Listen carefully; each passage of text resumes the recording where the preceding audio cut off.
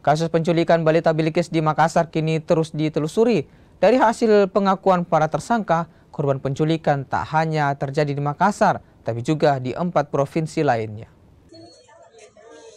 Kasus penculikan balita Bilqis di Makassar, Sulawesi Selatan kini terus bergulir.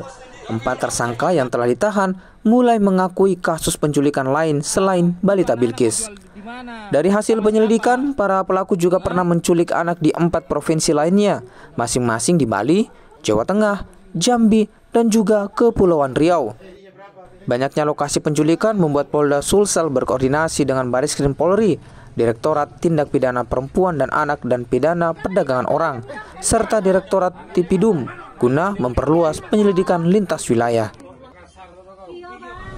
Di mana perkembangan ini ada beberapa TKP yang kaitannya dengan penjualan anak ataupun bayi yang terjadi.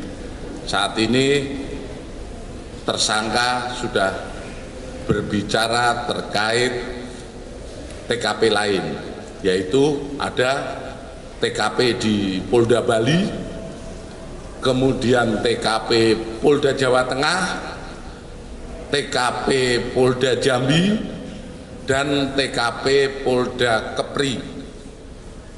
Ini terus pendalaman, kami sudah berkoordinasi dengan Bareskrim Polri, karena terus terang kami di Polda Sulawesi Selatan ini ada keterbatasan yurisdiksi. Polisi sebelumnya telah menetapkan 4 tersangka kasus penculikan balita Bilqis, masing-masing SY, MA, NH, dan juga AS. Arif Tirtana, Kompas TV Makassar, Sulawesi Selatan.